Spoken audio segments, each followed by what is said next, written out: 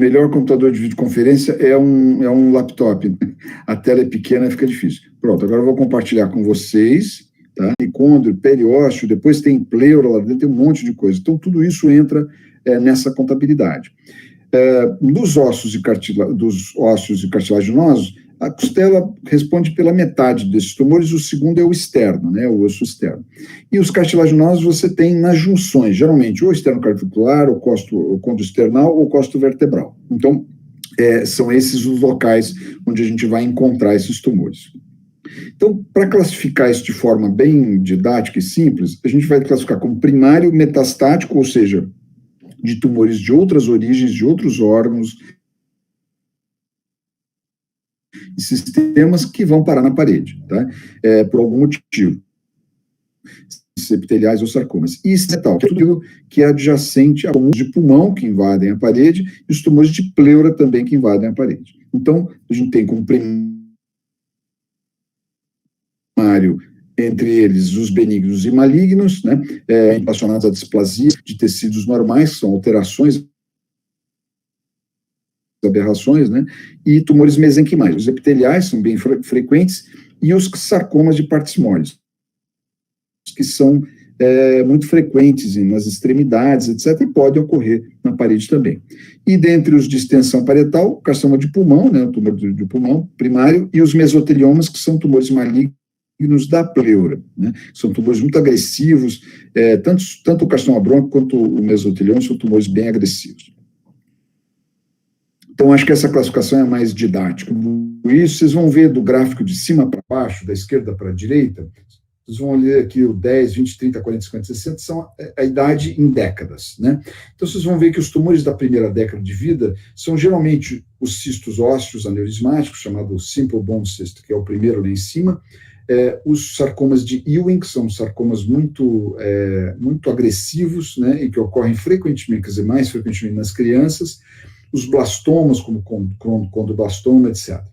E aí eu coloquei umas setinhas na esquerda, que são os mais frequentes. Então, na primeira, até a segunda década de vida, o sarcoma de Ewing é mais frequente.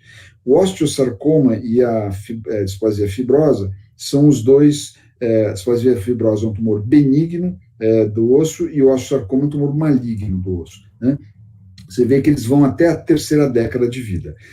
Aí, daí para frente, existem outros tumores, como fibrosarcoma, osteoma, etc., vocês estão vendo lá embaixo, condrosarcoma, e as metástases, que aí eles avançam da terceira década em diante, geralmente atingem ambos os sexos na quarta, quinta década de vida. Então, essa é uma forma mais didática da gente imaginar isso como se distribui nas faixas etárias. Então, vamos falar um pouquinho dos tumores benignos, né? O que a gente sabe de tumor benigno, que é aquele paciente que aparece no ambulatório com uma coisa lá, um troço que cresceu na parede e que ele não sente absolutamente nada. Geralmente, os pacientes procuram o serviço médico tardiamente justamente por isso, né? Porque eles não sentem nada, o crescimento é lento, até o momento que isso causa alguma alteração estética, eles começam a ter desconforto para deitar, para dormir ou para caminhar, etc. E aí, ou então fazem um raio-x e é um achado radiológico. Então, nesses aí, a gente vai ter duas classes, né? Eu dividi à esquerda os ósseos da cartilagem e da direita os de partes moles, né? Como eu falei, pele subcutânea, aponeurose, músculo, etc. Então, à esquerda, vocês vão ver que tem lá displasia fibrosa, condroma, osteocondroma, tem um monte de coisa. O chato dos tumores de parede é que, como tem muitas estruturas, tem muitos tumores diferentes, né? Então, não se preocupem com os nomes, que eu vou exemplificar com casos. E, à direita, os de partes moles. Muito comum é o lipoma, né? Se vocês procurarem em vocês mesmos, vocês vão ver que vira e mexe tem um lipominha, que é aquele tumorzinho de gordura bem molinho, pequeno, que fica na parede, que não dói nada e tal, e que com o tempo ele cresce de tamanho, às vezes você tem que remover, etc., porque ele incomoda e tal. Mas são tumores benignos. Os tumores vasculares, como hemangiomas, os tumores de mesênquima, quer dizer, de tecido mesenquimal, que são inespecíficos, e aí vem os tumores de linhagem neural, como neurofibroma, de músculo esquelético, como rabdomioma, etc., e assim por diante. Se a gente olhar os malignos, que dá em torno de 60% deles são primários da parede e 40% são oriundos, 40% a 50% de outras estruturas, a gente vai ter aí, dentro dos ossos de cartilaginosos, com o sarcoma, como eu falei para vocês, sarcoma de Ewing, que é um tumor bem agressivo na criança, e vários outros, né? Dentre eles o osteosarcoma, que é importante, né?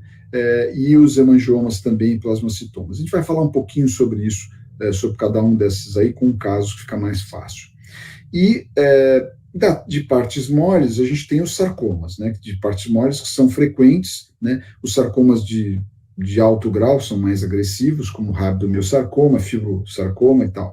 E os de baixo grau, como o desmoide, que na verdade é um tumor benigno, tem um comportamento benigno, mas ele é invasivo, né? Então, ele durante muito tempo foi mal interpretado. Hoje em dia a gente sabe que ele é um sarcoma de baixo grau, quer dizer, de baixo grau de crescimento.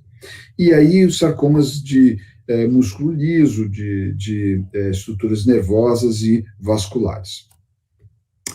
Bem, como é que a gente faz o diagnóstico desse negócio todo? Primeiro, você tem que conversar com o paciente e ver por que ele veio te procurar. Geralmente por dor e massa palpável, que é o mais frequente, né? Às vezes o paciente tem dor, né, e não tem nada palpável. Às vezes ele tem alguma coisa palpável e não tem dor nenhuma. Como eu falei, o que muito frequentemente está associado a pacientes com tumores benignos. E esses são os que geralmente são um achado radiológico. Então o indivíduo vai fazer um raio-x para um emprego, para alguma coisa, e aparece uma coisa lá que não se via antes, e ele é encaminhado para um serviço médico generalista que manda para o especialista e geralmente vem para nós, né? Então, aí tem uma tabelinha de 3 autores que são bem conhecidos, ainda dos anos 80 e 90. Todos os livros usam esses autores porque são levantamentos de grandes números de pacientes. Então, vocês vão ver que, vocês olharem até a 4ª coluna ali, escrito massa, que é efeito de massa, né, uma grande lesão maior, é de 50% a 80%. Né?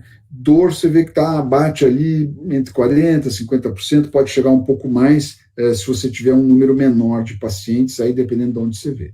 E os assintomáticos, como eu falei, são em torno de 20%. Então, o que a gente vê aqui no raio-x? Se vocês olharem aqui, eu não sei se a minha setinha aparece para vocês, mas aqui, no raio-x tem uma bolota aqui, tá vendo aqui, no hemitórax esquerdo, bem na borda costal lateral, na metade superior.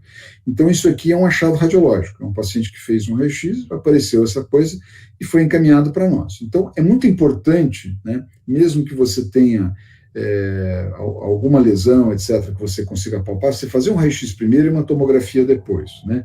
E com a tomografia, que é mandatória, você vai responder 3 perguntas, que são: aonde está, qual é a localização topográfica, quais são as características, que eu diria se ele é sólido, ou se ele é cístico, ou se ele tem áreas calcificadas, etc., e as relações anatômicas. Esse é particularmente importante, porque esse vai reger todo o tratamento depois, quer dizer, quando a gente for planejar o tratamento cirúrgico, é muito importante a gente saber o que guarda a relação anatômica com isso. Por exemplo, se o pulmão está aderido a isso, se a lesão está encostada ou invade o diafragma, se ela transcende a parede torácica interna para a parte externa e assim por diante.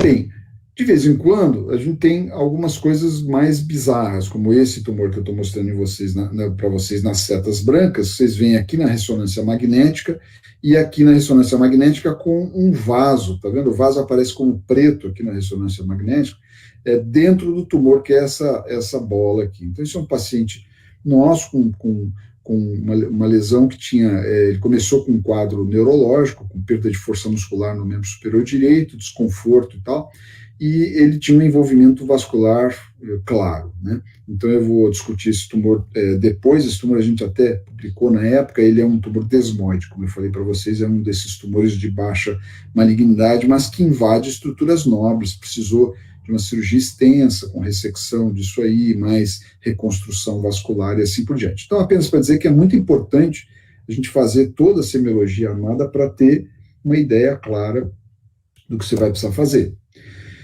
Bom, ainda no diagnóstico radiológico, a cintilografia óssea, que a gente usa com radiotraçador, ela é muito importante para rastreamento de outras lesões. Então, quando você vê uma lesão óssea, é interessante fazer a cintilografia para ver se essa é a lesão única que você tem, porque às vezes as outras lesões ósseas não aparecem no raio-x, você só vê com a cintilografia, né, que concentra o radiotraçador nas áreas que estão tumorais. Então, é importante lembrar isso. O PET hoje, que é a tomografia por emissão de pósitrons, ela usa um marcador, que é a fluorodeoxiglicose, que nada mais é do que uma glicose marcada. Então, quando o tumor tem uma atividade metabólica grande, ele precisa de mais glicose para o seu metabolismo. Então, ele concentra a glicose no local e você vê o tumor. Então, basicamente, essa é a história. E o ultrassom, que é um exame não invasivo, que tem pouca utilidade na parede, mas ele é muito usado, por exemplo, para lesões heterogêneas, císticas e para lesões pleurais também. O ultrassom é muito bom para lesão pleural. Para a parede, a gente usa também, mas geralmente você consegue determinar bem a extensão e as coisas todas apenas com uma tomografia. Então, é um exame que faculta ser feito ou não. Bem, feito isso, a próxima pergunta quer dizer, se a gente sabe aonde está, a próxima pergunta é saber o que é, né? Que tipo de histológico é isso. Aí você vai precisar de uma biópsia. Geralmente a gente faz biópsia em lesão superficial sólida ou lesão com limite mal definido, né?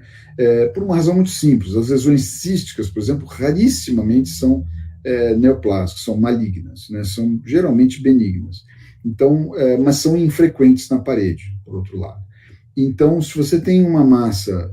Eu tinha um professor que dizia uma coisa muito simples e muito clara, que guia a minha conduta até hoje. Ele diz assim: lesão grande com limite mal definido é igual a biópsia. Lesão bem definida, de conteúdo misto e tal, pode ser abordada cirurgicamente de primeira, sem precisar de biópsia. Você não vai ganhar muita coisa e a lesão é totalmente ressecável, né? Então, essa é uma boa sugestão. Bom, a biópsia você pode fazer por punção, pode fazer por uma incisão na própria, por uma cirurgia com anestesia local, quando for uma lesão muito grande, né? Você tira um pedacinho da parte externa da lesão e vai ter uma particularidade que eu vou mostrar no final para vocês, é que quando essas lesões são malignas, você tem que incluir essa incisão na tua área de ressecção, porque senão ela implanta na pele e volta depois recidiva na pele. E a biópsia excisional, ou seja, que você remove tudo em lesões circunscritas, geralmente abaixo de 40 milímetros. Perdão. Bom, anatomia normal, está aí a nossa foto famosa do Netter, né, que todo mundo conhece, que é uma aula de anatomia, cada prancha dessa, e uma coisa que é importante é a gente conhecer bem o arcabouço costal, as relações anatômicas, etc., e planejar. Quer dizer, a cirurgia de parede ela precisa de planejamento, né? É muito importante.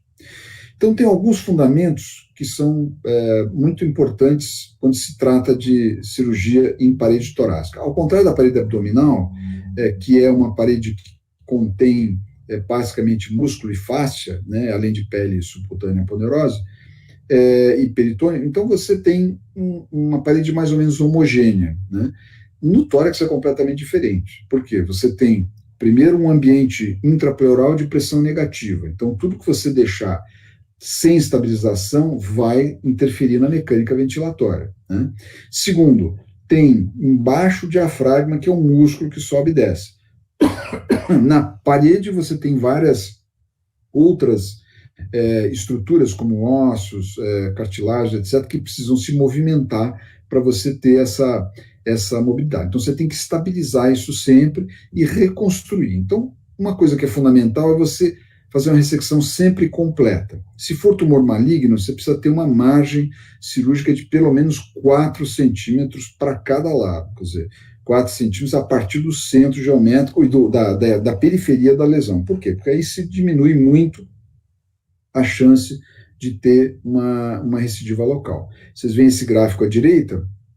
Um estudo bem clássico e tal, que mostra que com 4 centímetros de margem, a tua sobrevida em 10 anos chega a quase 60%. Abaixo de 2 centímetros de margem de tumor maligno, isso não chega a 20%. Perdão. Bem, e aí, a questão da margem eu já falei, vamos falar da reconstrução. Então, você tem que planejar, tem que restabelecer toda a parte mecânica da parede e essa parede tem que ficar estável, né? Porque senão o paciente tem dificuldade na respiração, né? Tem movimento paradoxal, porque a pressão intrapleural é negativa. Então, algumas considerações que eu acho que são sempre importantes. Primeiro, você tem que compatibilizar a extensão da lesão com a condição clínica do paciente. Se tiver um paciente caquético, em péssimo estado geral, com uma lesão grande, você certamente vai ter problemas, né, na reconstrução, porque ele tem pouca musculatura e, obviamente, ele tem uma predisposição já, pela sua própria condição consumida, né, de ter mais complicações infecciosas no pós-operatório, etc. Uma outra coisa importante é considerar as ressecções combinadas. Algumas dessas lesões, por exemplo, invadem o diafragma, outras lesões invadem a coluna vertebral, por exemplo. Então, você tem que planejar bem isso, inclusive definir isso com a equipe, né, que você vai tratar o problema. Então, por exemplo, para esses tumores do estreito mediastinal superior, a gente geralmente faz isso junto com os neurocirurgiões, porque eles dissecam o plexo braquial, essas coisas todas, e facilita. E aí estende a ressecção conforme o tecido. Quer dizer, se você tem tecido que já fez radioterapia prévia, que é pouco viável, com uma vascularização alterada, é importante você usar enxertos, etc., porque senão você não vai ter uma cicatrização adequada. E a ressecção incompleta só é aceitável como o que a gente chama de ressecção higiênica. Quem passar pelo ICESP vai ver que isso é muito comum, por exemplo, na radionecrose, que é a necrose da superfície, que ocorre após a radioterapia, sobretudo em carcinoma de mama, né? A gente vê muito isso. Então, às vezes, aquilo fica uma área necrótica, que fica infectando, etc. Às vezes, você tem que fazer uma ressecção disso, que a gente chama de ressecção higiênica, que é uma ressecção para o paciente não ficar com aquela ferida aberta, permanente e tal, que é uma coisa que, além de ter risco, compromete muito a qualidade de vida do paciente. Bem, e a questão da sobrevida, né? Para a doença maligna, né, se você olhar aqui a curva das doenças, aqui são 5 tumores diferentes, né? Sarcomas diferentes, 4 sarcomas e um mieloma múltiplo. E vocês vão ver que a curvinha de cima, que eu coloquei uma seta vermelha ali, é do condrosarcoma. O condrosarcoma é um tumor agressivo, mas veja, ele tem uma sobrevida com ressecção completa muito boa, né, em 5 anos. Você consegue quase 90% de sobrevida. Ao passo que, se você olhar o sarcoma osteogênico, que é a terceira curva para baixo, vocês vão ver que ele já é a metade disso aí, né? E se você for lá para baixo, para o sarcoma de Ewing, ele não chega a 20%. Então, lembrar que você vai ter que compatibilizar também a tua ressecção com o grau de sobrevida esperada desse paciente. Quer dizer, quanto melhor a sobrevida, mais agressivo você tem que ser na tua ressecção, né? É óbvio que você vai ser agressivo sempre com doença maligna, mas se você tiver que sacrificar alguma estrutura, etc., você vai ter que ter esses números na cabeça. Então, isso é uma coisa importante no planejamento. Bem, e uma coisa interessante na parede são os tumores benignos, né? O mais comum é esse primeiro, aí, chamado displasia fibrosa. Esse é um negócio muito, muito frequente em jovens, né? E ele tem uma característica que eu vou mostrar para vocês, radiológica, que é o chamado lesão insuflante, parece que estufa o osso. E ela é indolor, não dá absolutamente nada, e geralmente a ressecção local resolve o problema e não precisa mais nada. Não precisa de grande margem nem nada, porque é uma lesão benigna. E o tumor da cartilagem benigno é o condroma. Lembra que a versão maligna é o condrosarcoma, né? O condroma, ele é benigno. Então, ele é muito frequente na parede porque a gente tem muita junção, né, condral, né? Muita junção costocondral e tal. E ele pode calcificar e geralmente a gente faz ressecção com margem, porque às vezes tem margem de segurança, que eu digo, amplia 2, 3 centímetros além da área do tumor em toda a circunferência, porque às vezes você pode ter áreas de malignização que são infrequentes, mas podem ocorrer. Então, já que você fez a ressecção, ela está completa, resolveu o problema. Bem, então está aqui um exemplo. Lembra que eu falei para vocês, lesão insuflante, o paciente fez um raio-x à esquerda, tem uma bolota lá, uma coisa que eleva ali o assoalho pleural. Quando você olha na tomografia, na parede lateral esquerda ali, vocês vão ver que tem uma lesão que parece que estufou o osso, tá vendo? A cortical do osso subiu ali para fora e mais um pouquinho para dentro, calcificou, né? E o espécime cirúrgico, que é a costela, que foi removida aqui, esse fragmento de costela aqui, vocês estão vendo a lesão que está aqui entre o 0 e o 3 aqui de centímetros da régua. Então, é um tumor relativamente pequeno, é displasia fibrosa, que tem uma característica histológica, e você resolveu o problema assim. Tem outros tumores benignos que também são estranhos. Como eu falei para vocês, um deles eu falei que é o desmoide, eu vou comentar em seguida, mas antes tem um outro chamado granuloma eosinofílico, que na verdade é um tumor que não é ósseo, ele é do tecido da medula óssea, ele é linforreticular, né? E ele é multicêntrico, ele geralmente pode estar associado a uma outra doença chamada histiocytose X, e esse tumor precisa, como ele é um tumor da medula, ele não é um tumor bem localizado, porque tem células que caminham, né, dentro da medula. Então você vai precisar de uma ressecção com margem e geralmente com radiação você resolve, esteriliza, vamos dizer assim, do ponto de vista tumoral, as margens. Então esse é o granuloma eosinofílico. Ele é bem menos frequente, né, mas ocorre mais antes da segunda década de vida. E esse cara de baixo aí, que é o desmoide, esse é bem interessante, porque esse ocorre geralmente na terceira e quarta década da vida, e na verdade ele não é um tumor do músculo, e sim da fáscia muscular. Então, ele no passado se chamava de fibromatose, né? E porque ele era um tumor benigno, né? Mas ele tem um problema, como ele não tem cápsula, né? Ele não cresce dentro de uma estrutura capsulada, ele invade as estruturas vizinhas. Então, ele tem uma tendência à recidiva, quer dizer, a retorno do tumor no local muito grande, chega a 40%. Então você tem que fazer uma ressecção, às vezes, bem maior, que você faria até para um tumor maligno, para poder cuidar, tratar esse desmoide. Vou dar um exemplo para vocês.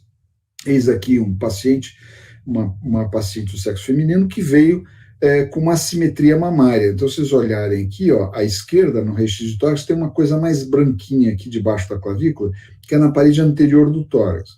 E aí, na tomografia, as mesmas setinhas estão mostrando, é um tumor da fáscia muscular do músculo peitoral maior, que, na verdade, não tem nada a ver com a mama, ele empurra o tecido mamário para frente.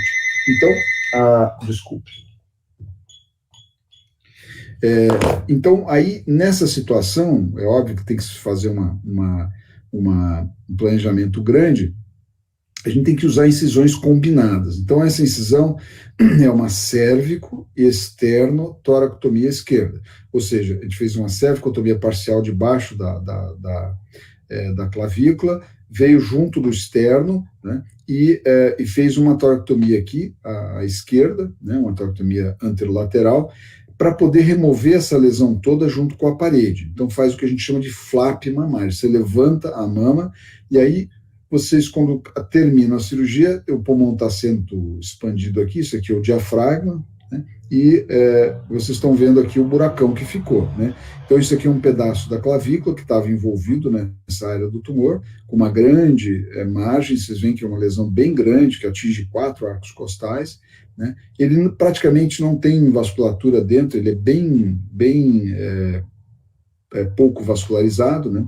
E aí o problema é que você fica com um buracão na parede. Então isso é inviável, né, do ponto de vista de fisiologia, porque o indivíduo primeiro você não consegue estabilizar essa parede de jeito nenhum, a não ser que você ponha alguma coisa aí que estabilize. Isso pode ser feito com vários métodos, um dos que se usou muito, se usa ainda em vários lugares, é cimento acrílico, né, que é o metilmetacrilato, que é um cimento acrílico que se usa muito em ortopedia para fixação de próteses, só que esse cimento em si, ele tem uma característica interessante, porque quando você junta o pozinho que está nesse saquinho número 1 aqui, com essa substância, ele polimeriza, né, e ele chega a 60 graus de temperatura nessa polimerização durante alguns minutos.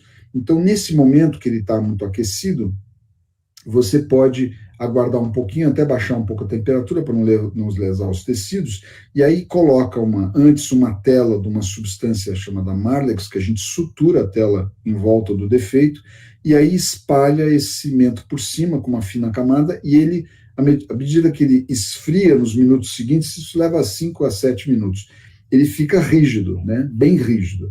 Então, aí você tem uma superfície que sela todo o defeito, como vocês estão vendo aqui, enrijece essa área da parede para não deixá-la com um movimento paradoxal por causa da pressão negativa, né, e ao mesmo tempo ele é biocompatível, você pode colocar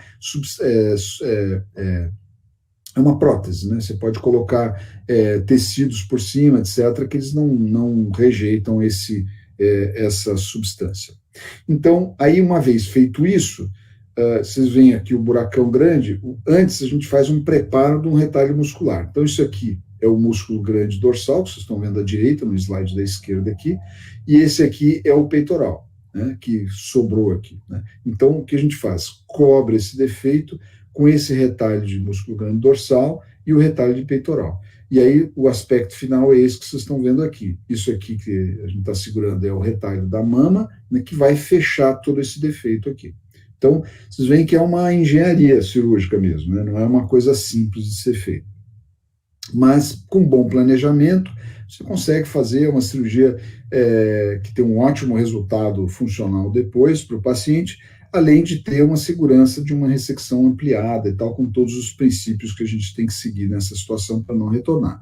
Esse é o aspecto aí pós-operatório, o paciente, a gente geralmente coloca um dreno no subcutâneo aqui para não acumular muito líquido, mas vocês veem que o aspecto fica bem razoável e o aspecto estético também é favorável. Bom, um outro tumor que é pouco sintomático é o tumor fibroso solitário. Esse tumor fibroso solitário é muito interessante porque ele atinge tamanhos imensos, porque o paciente não sente absolutamente nada, porque o crescimento dele é muito lento, ao longo de décadas, né? Então, esse é um paciente que também tinha um tumor, vocês veem, bem irregular, com a borda aqui na tomografia bem irregularzinha, com a base voltada para a parede torácica, então é um tumor da parede, não é um tumor do pulmão, né? Quando a gente inverte esse ângulo, vocês têm um ângulo agudo, né, entre a parede e o tumor, geralmente ele vem do pulmão e não da parede. Então, vocês veem que o arco costal está todo bonitinho, ele está certinho com o seu limite bem definido, então ele não invade, né, o osso. Então, ele é um tumor da pleura mesmo, e nesse caso aqui foi feita uma biópsia antes, por punção, e esse é um tumor fibroso solitário. Então, nesse tipo de tumor, aí a ressecção é exatamente essa, a gente remove aquele fragmento de costela contendo o tumor embaixo, que é esse negócio que vocês estão vendo aqui. Então, saiu o fragmentinho de costela. Esse, como é um fragmento só, você pode fechar primariamente, não há necessidade de colocar enxerto, colocar cimento, tela, essas coisas todas, não é preciso. Esse aqui, o aspecto do tumor também solitário da parede, que é exatamente isso, ele é um tumor bem carnoso, assim, praticamente sem vasos, né, que mostra que ele tem um crescimento bem lento, né? Ele precisa de pouca nutrição. Bem, aí temos os tumores neurogênicos. Esses são particularmente interessantes, porque nós temos dois tipos que a gente vê muito de tumor neurogênico na parede. O tumor que cresce da fibra nervosa, dentro da fibra nervosa, que eu chamo neurofibroma, que é um tumor benigno, e tem cuja versão maligna é o neurofibrosarcoma, que é um tumor muito agressivo. Existe a possibilidade de degeneração de um neurofibroma de longo prazo para sarcoma, embora não seja muito frequente. E o neurofibroma, e o outro tumor é o chamado schwannoma. Vocês lembram da bainha de Schwann, aquela bainha do nervo periférico? Então, é um tumor das células da bainha, né? Então, não tem nada a ver com a fibra nervosa propriamente dita. A diferença entre eles é que o neurofibroma ele pode estar associado a uma doença chamada neurofibromatose, doença de von Recklinghausen. É um nome bonito. Para quem não sabe, existe um filme dos anos 70, eu acho famoso, ganhou o Oscar, chamado Homem-Elefante. Recomendo a vocês que vejam no YouTube aí.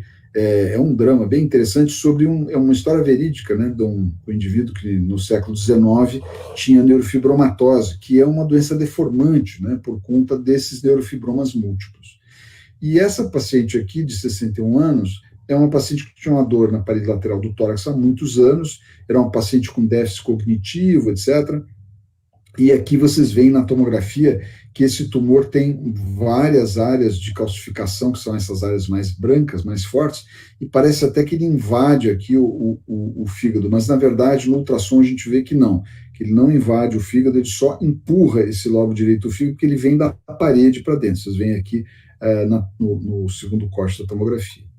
E aí foi feita uma punção transparietal, que mostrou que era um neurofibroma mesmo, né, e já com calcificações antigas. Então, esse tumor é aquela história que eu falei para vocês.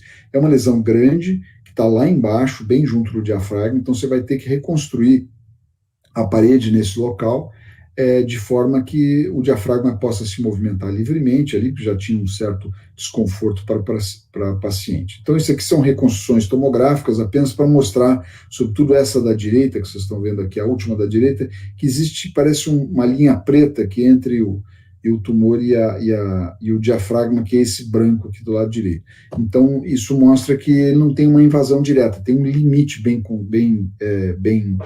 delimitado, que é pela gordura subpleural, que geralmente fica pretinha, né, nesse local. Então, esse aqui é a paciente de lado, isso aqui não é a mão, esse é o tumor do paciente. Vocês veem que era um tumor grande, que era difícil até o paciente deitar em cima disso. E aí era na verdade, um neurofibroma da parede com origem no músculo grande dorsal. Então, era um dos nervos ali do grande dorsal que faziam essa tumoração. Então, nós removemos, aqui vocês estão vendo à direita, o diafragma, que coloquei com uma setinha, e o tumor aqui com uma parte da parede. Então, nós removemos em bloco do 7º até o 10º arco costal e aplicamos aquele mesmo princípio antes, quer dizer, precisou fazer uma estabilização. Isso aqui que vocês estão vendo é o pulmão, o diafragma, a cavidade pleural, para tapar esse buraco e para enrijecer essa área da parede, que a gente fez com aquela mesma técnica de tela com cimento. Hoje se usa cada vez menos cimentos, porque as telas melhoraram muito, né, e são muito mais resistentes. Então, você consegue hoje resolver a lesão praticamente só com a tela, sem a necessidade de cimento.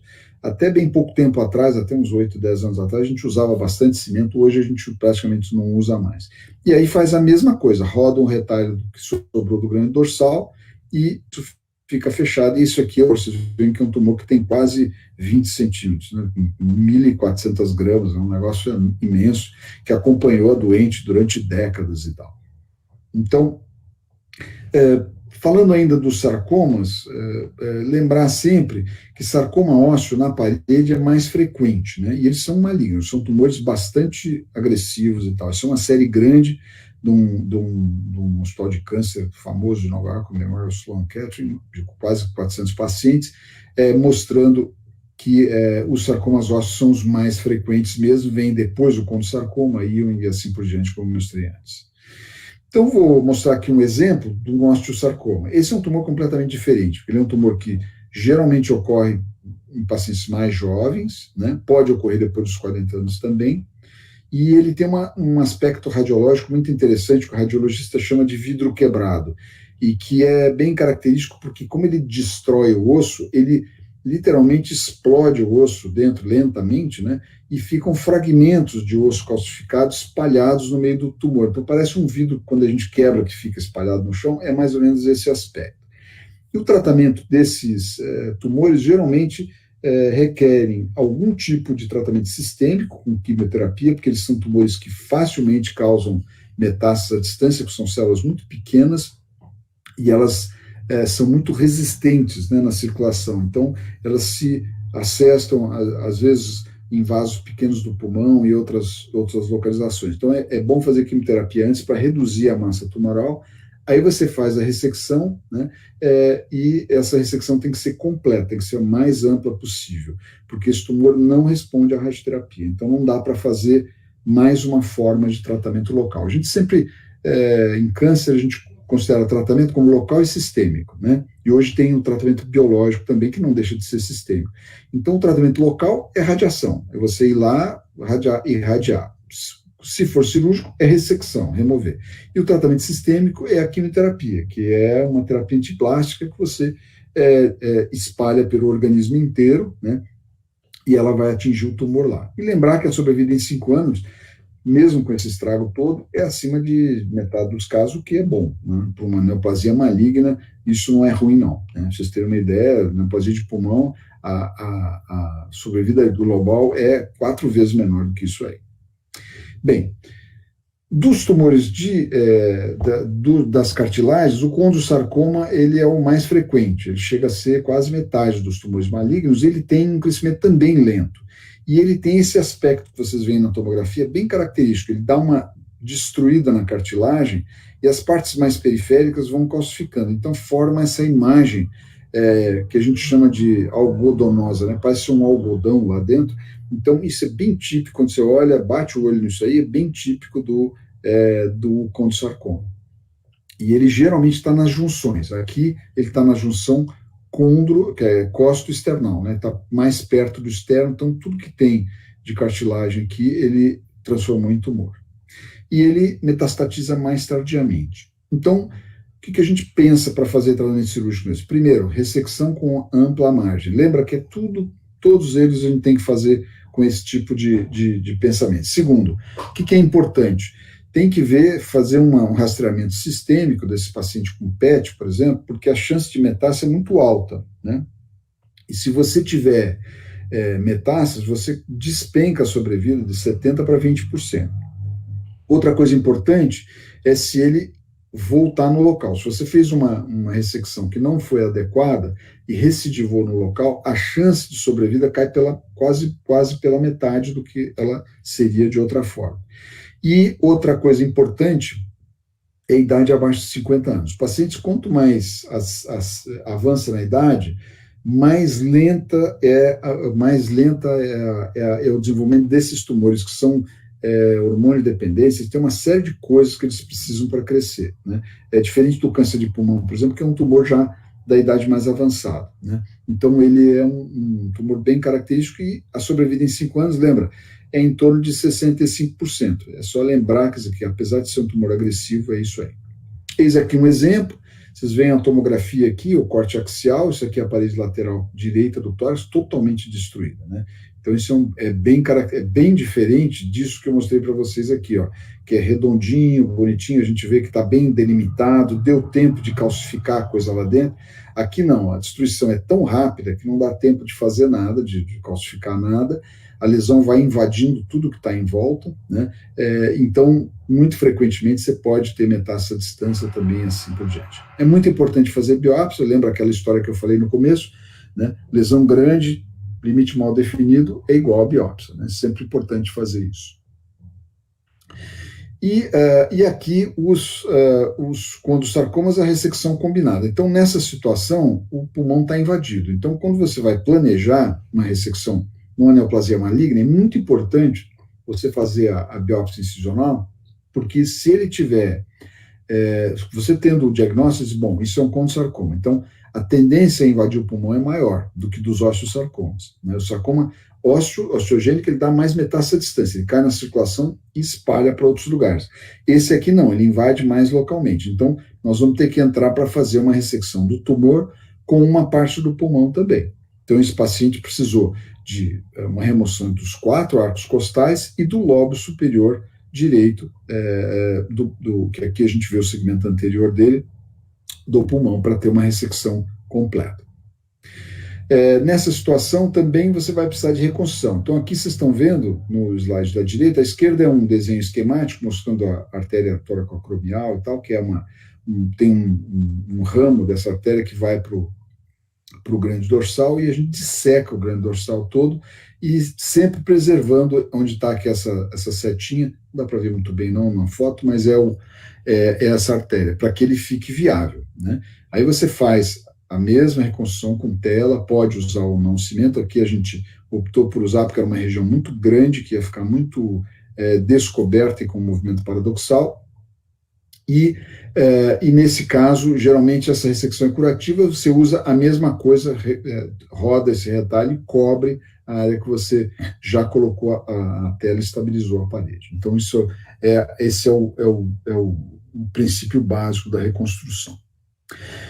Bem, e por fim nós temos os perdedores, que são mais menos frequentes, né? Esse é muito interessante porque o plasmocitoma é um tumor de células plasmáticas. Na verdade, ele não é um tumor do osso, é um tumor das células da medula óssea.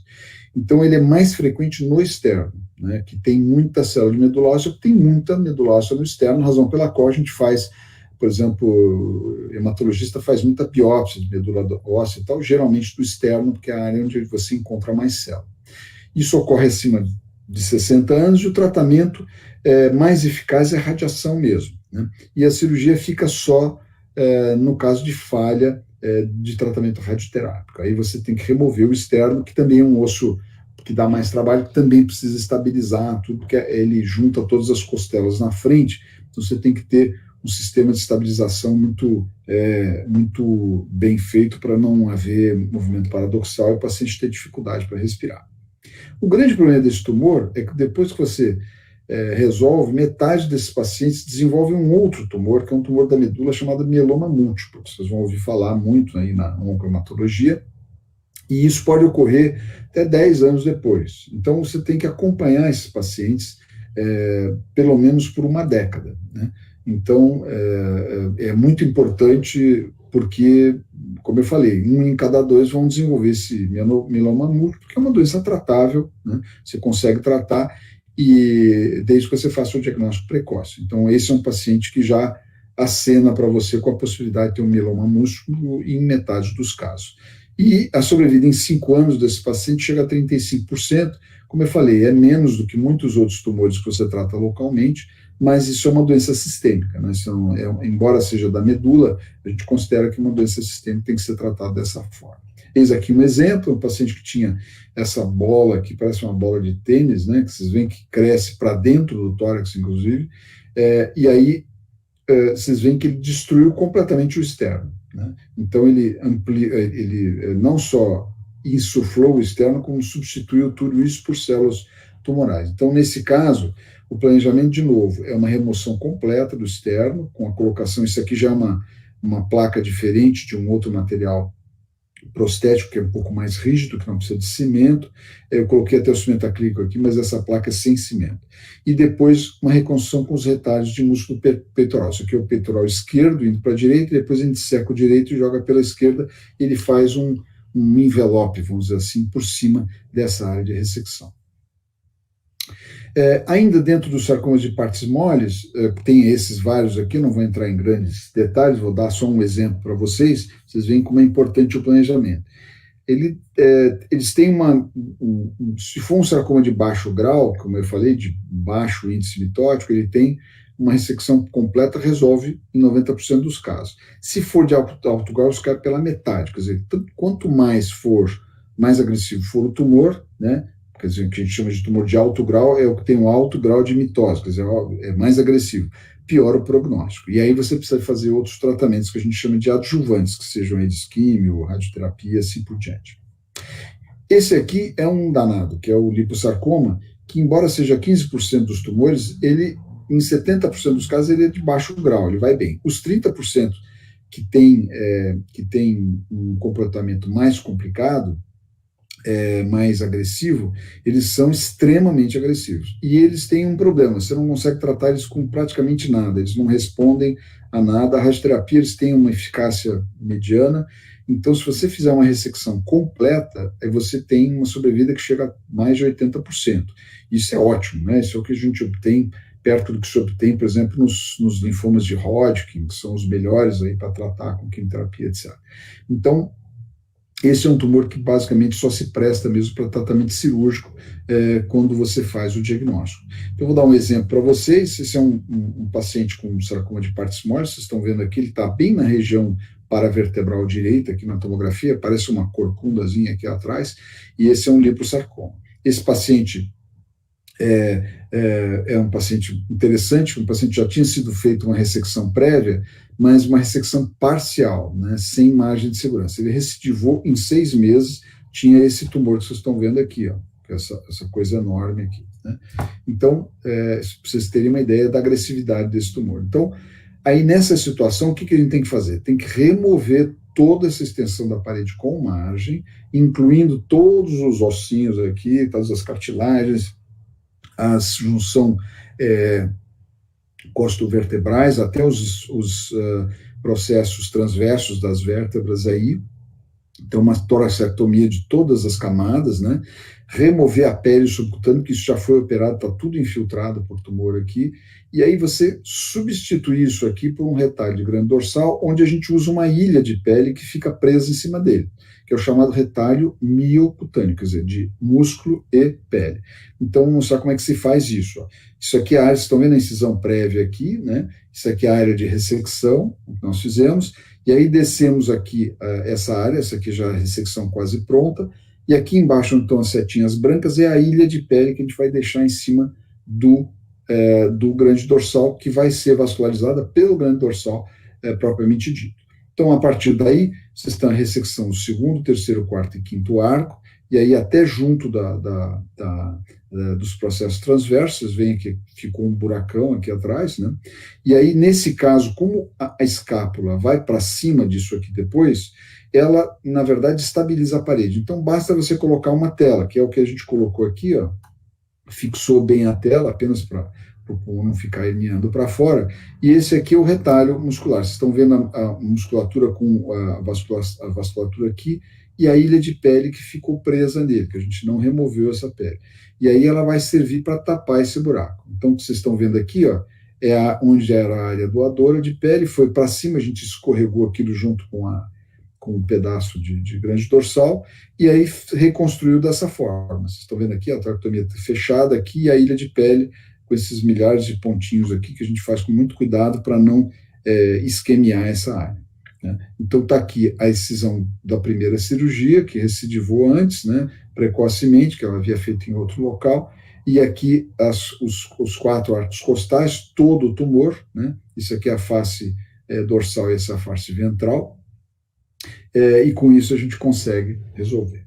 Bom, nós estamos chegando ao final e eu não queria deixar de comentar a questão da complicação, né? O que você faz na parede está relacionado, quer dizer, você está transpondo músculos, fragmentos de pele, como eu mostrei para vocês, na tentativa de fazer uma ressecção completa e deixar o paciente com a melhor chance de cura, né, local pela cirurgia. Então, eu costumo dizer para os nossos residentes que você entrou, tem que resolver, né?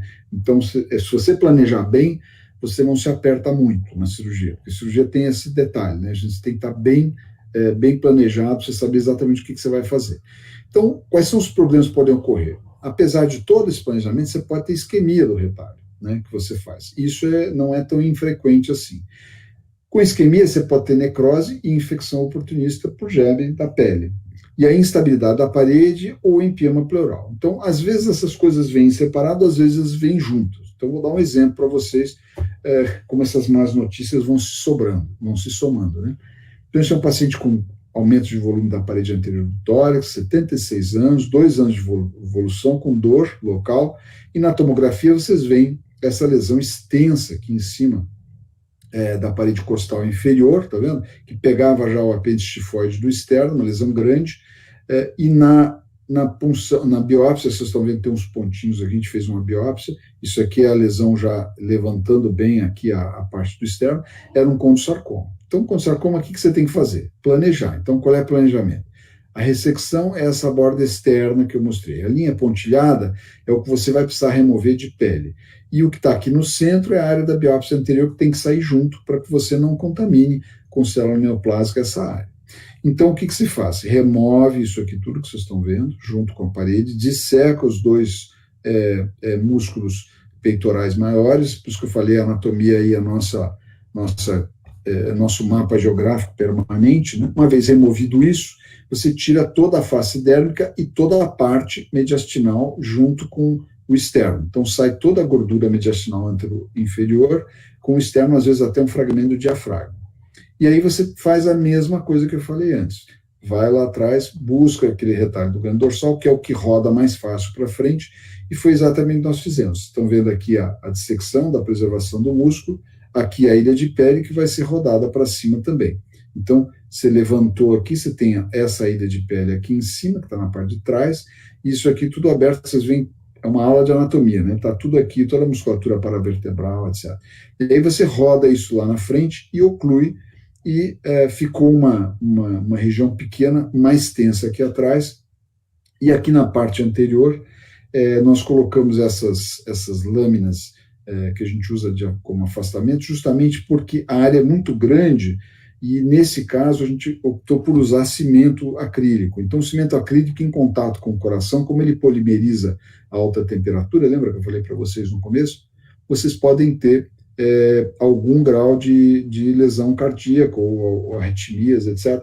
Então a gente sempre protege com uma coisa e uma compressa embaixo para não transmitir o aumento de temperatura dessa substância que ainda está polimerizando quando ela é mole, né, para você colocar no local. Então está aqui o polímero sendo preparado, a colocação, e aqui o aspecto final. Então você tem um buracão grande, lembra que a gente já colheu o retalho lá, que está pronto, miocutâneo, que vai ser rodado para cá para vascularizar essa área toda. Então, esse aqui é o aspecto, o retalho miocutâneo passou por baixo, e o que a gente vê, às vezes, no pós-operatório imediato, nessas cirurgias quando são muito grandes, é que, às vezes, vocês veem que a cor do retalho já está diferente da pele, né? Está um pouco mais escura. Então, ele sofre sempre um pouco, fica um pouco isquêmico, não só pela transposição, mas também por vasoconstrição mesmo.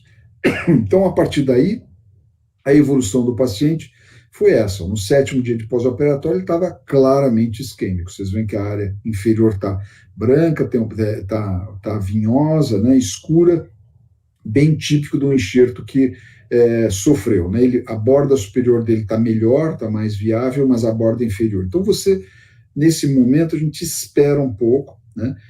E a partir lá para 2, 3 dias depois, quando delimitou a área de isquemia, que vocês estão vendo bem aqui, tem uma área bem delimitada, você remove tudo aquilo que está muito necrótico, que é preto, e deixa o restante porque essa área está viável, né? Ela provavelmente vai revascularizar, e isso diminui a tua área de reconstrução depois.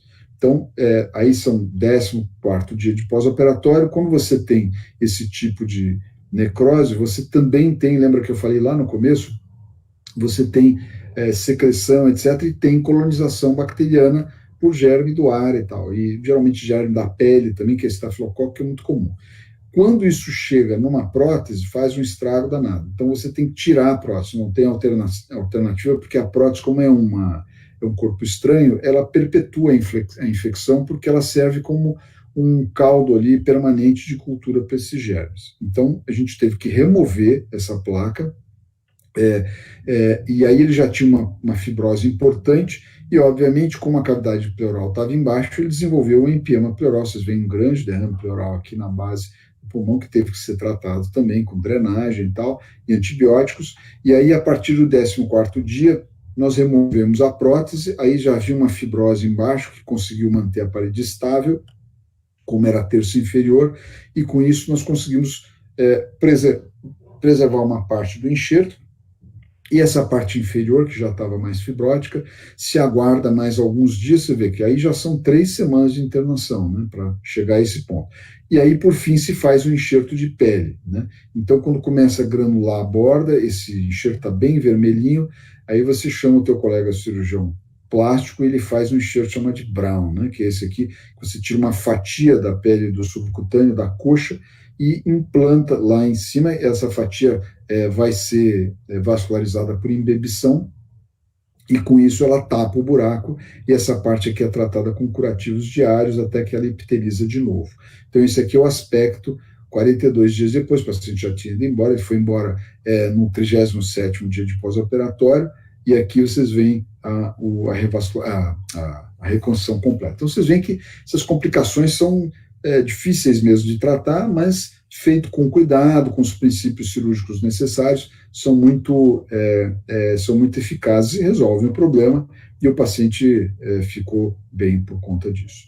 Então aqui algumas, não vou me deter muito, porque eu sei que vocês devem estar já cansados com tanta informação, mas uma coisa que é muito importante é que a isquemia do retalho está associada ao fluxo sanguíneo lá, e a trombose venosa do enxerto também, que é importante. Às vezes a circulação de retorno é que está doente, porque ela é que sofre mais, né, inicialmente. Então, isso é muito importante a gente reconhecer e ficar alerta para ir tratando o paciente à medida que o enxerto for necrosando e precisando ser removido.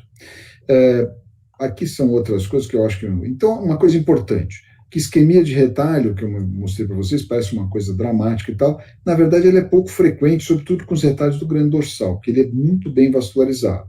Geralmente está associado à obstrução venosa, né? E a anticoagulação que se usou muito no passado, eu quando fui residente e tal, eu lembro que isquemia de enxerto a gente tratava com anticoagulação, e na verdade hoje tem vários estudos já prospectivos mostrando que isso não funciona. Quer dizer, o que você precisa mesmo é detectar isso precocemente e ir tratando como nós fizemos lá. E isso tem um profundo impacto no resultado, como a gente sabe. Bom, então, para terminar, quais são os princípios de uma ressecção curativa? Primeiro, ampla margem de segurança, né? Para condrosarcoma, por exemplo, o sarcoma, 4 a 5 centímetros. Isso é muita coisa, é grande, né? É um raio de 4 a 5 centímetros, além da lesão, né? Então, você tem que planejar bem a tua reconstrução. Isso a gente geralmente faz em conjunto com a cirurgia plástica, né?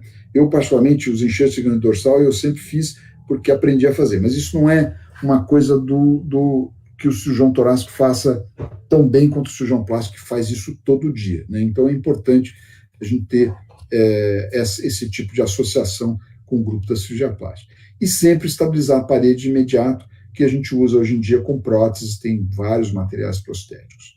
Então, conclusão, o que a gente precisa saber de tumores da parede? Primeiro, sempre ressecção completa com margem ampla. 2, reconstrução com ou sem prótese, dependendo da localização onde está, como os exemplos que eu dei para vocês. Estabilização sempre primária, nunca deixe para fazer isso depois, porque você causa um enorme distúrbio ventilatório no paciente que compromete gravemente o pós-operatório e o resultado.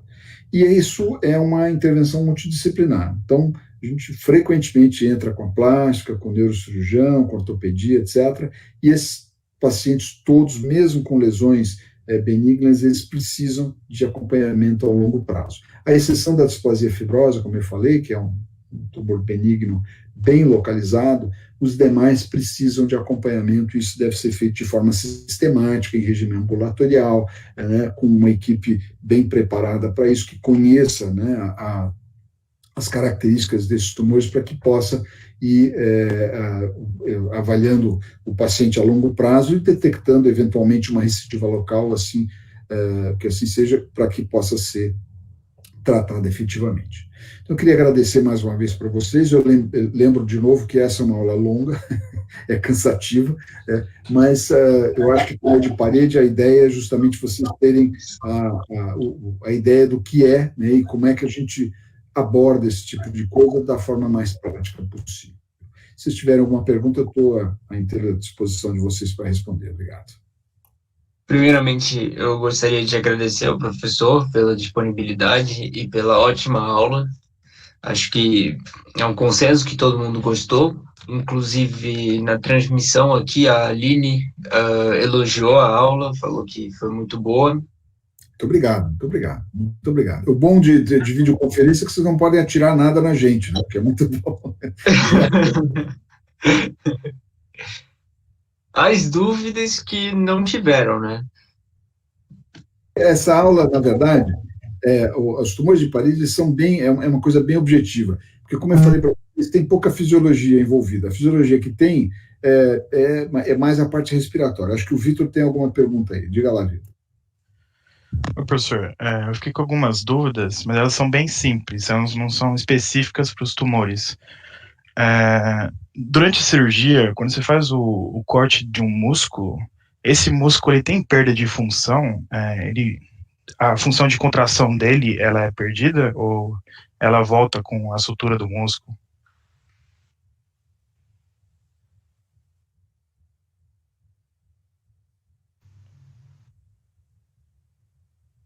Eu apertei aqui, mas ele não desligou, não ligou. Pronto. Assim, uma coisa que é importante, a pergunta é ótima, a gente faz todo o sentido mesmo. O que a gente sabe hoje, por exemplo, vou dar um exemplo bem clássico para você. Nas toracotomias, né, que a gente faz hoje, a gente faz praticamente todas as toracotomias com preservação da musculatura. Isso quer dizer o seguinte: hoje, se vocês entrarem conosco numa toracotomia, vocês vão ver que, na verdade, a gente só corta a pele subcutânea, o resto é tudo afastado. Então, se disseca o músculo, empurra para cima, disseca o outro, empurra para baixo. Aí, quando chega no intercostal interno e externo, esse você tem que seccionar, né? E que é uma musculatura que funciona dessa forma, né? O interno e o externo, eles têm fibras, vocês lembram, na anatomia, eles têm fibras entrelaçadas em sentidos distintos. Então, quando você secciona aí, você tem que fechar essa musculatura através de pontos pericostais, você não sutura o músculo. No passado, passado que eu digo para você, eu tenho 40 anos de formado. Quando eu fiz residência, 40 anos, em 1980, a gente tinha que fazer as toracotomias com secção dos músculos. Então, aí o que acontece? O músculo é uma estrutura muito interessante, porque ele se recupera muito bem, né? Desde que você mantenha ele íntegro, você pode cortar e tal, desde que você mantenha ele íntegro, ele é bem vascularizado, você fechou bem o músculo no sentido que você abriu, ele fica bem. Mas a gente geralmente procura o sentido das fibras para evitar exatamente esse problema que você falou. E uma coisa que é muito importante é a inervação. Então, você tem que conhecer bem a inervação da parede para poder fazer as ressecções, como eu falei. Então, assim, de forma bem resumida, a resposta para a tua pergunta é essa: dá sim, mas a gente tem que seguir alguns princípios, que são seccionar no sentido das fibras, afastar o máximo possível os músculos da parede, você consegue fazer isso, né? Preservar o máximo para que você não tenha disfunção motora depois, se não tem mesmo, né? E aí, como eu te falei, no passado que a gente não preservava a musculatura, muitos pacientes ficavam com sequela motora, com dor crônica, era complicado.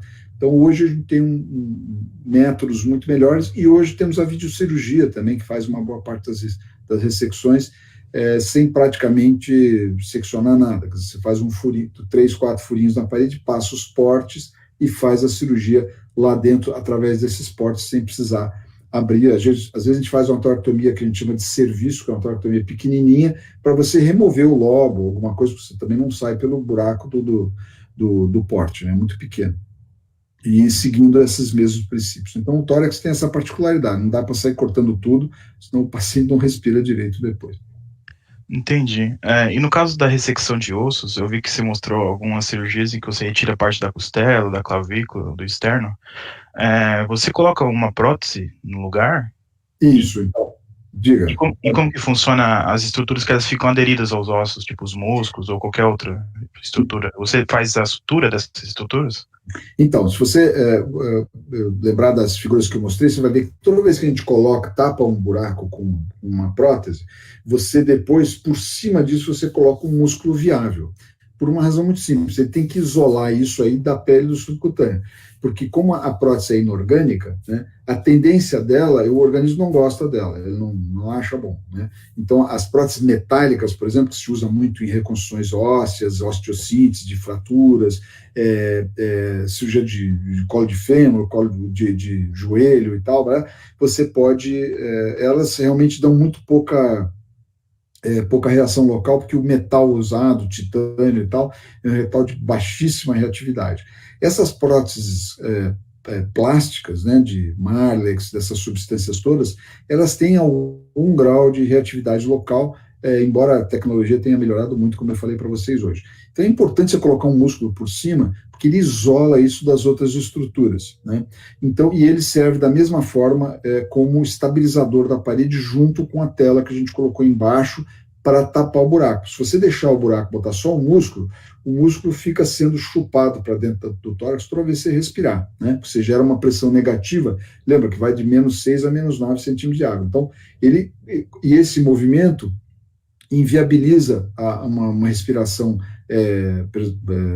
vamos dizer assim, fisiológica, né? E faz uma bagunça fisiológica, porque aí você passa todo esse fluxo para o outro pulmão e volta, perdão, que é o que a gente chama de movimento pendular, né?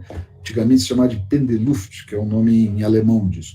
Então você tem que estabilizar a parede, senão você não consegue uma mecânica ventilatória fisiologicamente correta. Entendi. E a última pergunta que eu tinha é em relação aos retalhos, como que ocorre a revascularização deles? Você tem que fazer a ligação de vasos ou você só faz a sutura das bordas e a revascularização ocorre naturalmente? Boa pergunta essa aí, gostei. Então, Aí, assim, ó, uma coisa importante, quando você está muito longe, né, por exemplo, o retalho não chega, porque o retalho tem dois tipos, tem o retalho pediculado, que ele tem um pedículo neurovascular, que continua morando na mesma artéria, você não corta ele, ele vai, aí você roda ele, coloca lá e ele funciona. Eventualmente, como é aquele último caso que eu mostrei para vocês, o retalho era muito grande, o paciente pode ter tido alguma instabilidade hemodinâmica durante a cirurgia, etc., e ele acabou isquemiando o retalho. Então, mas geralmente eles ficam bem. E existem retalhos que são feitos com sutura microvascular.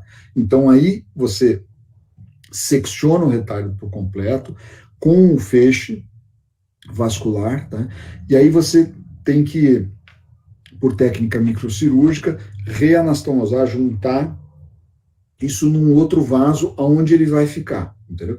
Então aí tem a cirurgia plástica, tem uma subespecialidade da cirurgia plástica, que é a microcirurgia, né, que é uma belíssima especialidade, e que eles reconstroem nervos e vasos e tal com sutura microvascular, com microscópio, etc.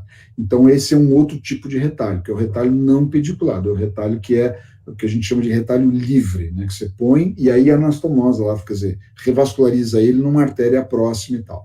Mas isso aí é coisa para o cirurgião vascular e para o cirurgião plástico que faz microcirurgia, né? Para nós não. O cirurgião, eu não faço isso, porque é muito específico e é bem difícil. É uma especialidade muito bonita, é uma especialidade à parte para isso. Mas eles trabalham com a gente, né, para fazer esse tipo de coisa.